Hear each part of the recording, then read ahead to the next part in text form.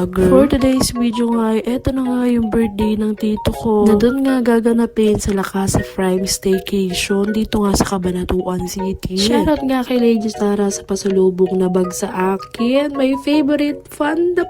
Sobrang nakakatawa at nakakataba ng puso kahit mataba ka na. Kung tatanungin niyo ako kung ano ginagawa namin Ate Jane dyan, gumagawa nga kami ng pang-prank kay Tito. Ang hihilahin niya nga doon, magic sarap, toyo, suka, kape, may mga coins din kaming perang nilagay. For the prank lang. Hi ka, hi ka. Mga pa ikaw. Okay ka pa ba, boy?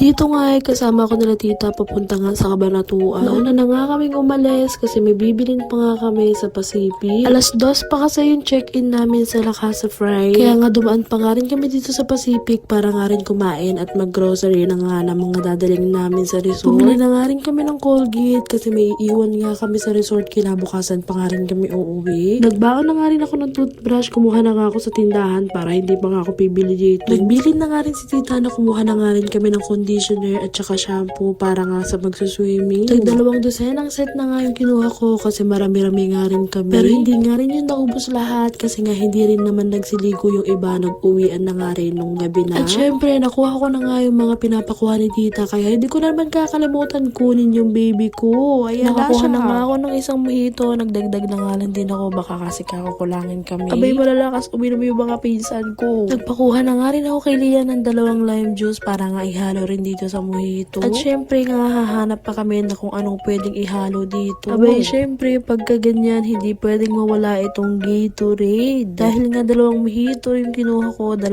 Gatorade din yung kukunin ko, 2 lime juice, lahat na. Ha? Piso isa? Yes. Sabagay, 4. Ay, may piso ako dito eh. 4-5 na to. Go. Pwede po orange? Orange po. Yeah, thank you po.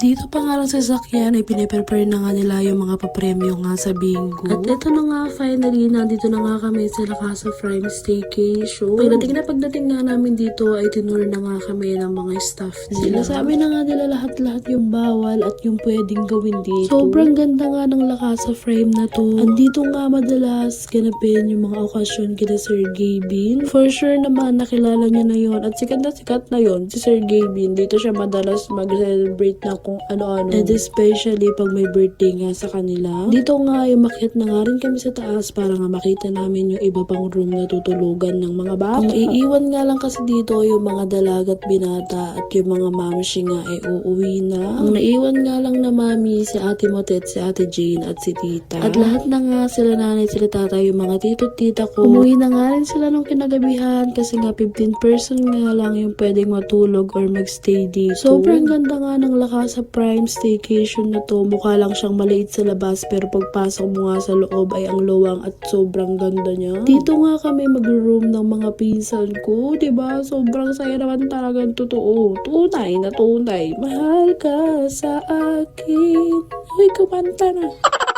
Yung araw nga na to ay April 30 pa, yun nga yung birthday ng tito ko. At kami nga ay naiwan dito nung May 1 pa nga kami umuwi. Ang tagal na nga rin ng video ko na to, hindi ko lang mahirap i-edit kasi ang dami nga namin lakad. Abay, susulitin naman talagang tunay. Minsan lang tuwan eh. Huwag kang dyan.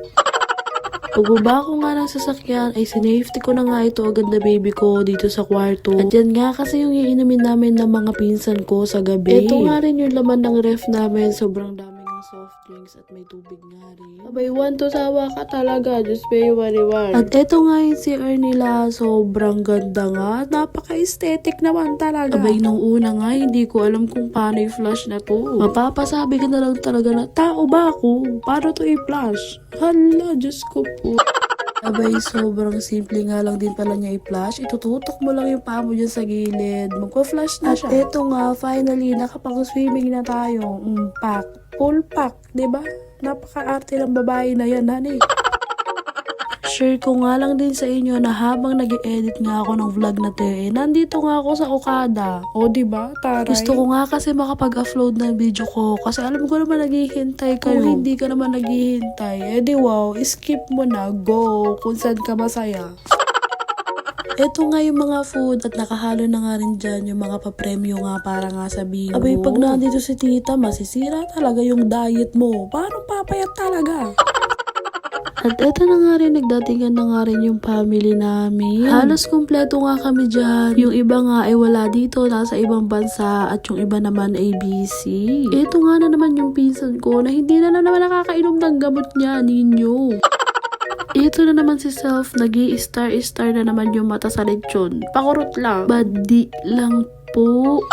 Meron nga rin tong part 2 yung video na to kasi nga sobrang haba na nga kung pagsasabahin ko na dito lahat. Parang nanood ko na lang talaga ng movie pag sinama-sama ko lahat ng video namin ng mga time na yan. Abangan nyo na nga rin yung part 2 na kung saan nga mas masaya pa nga. Sobrang saya talaga. At ayun, tumabi na nga rin ako sa chicken. Kakain nga ako ng julubu. Abay, parang nagugutuman lagi yung tao na to. Sobrang dami nga naman kasi talagang pagkain. Hindi mo na alam kung anong pagkain yung kakainin mo. O siya, see you na lang tayo sa part 2 ah. Love you all. Bye.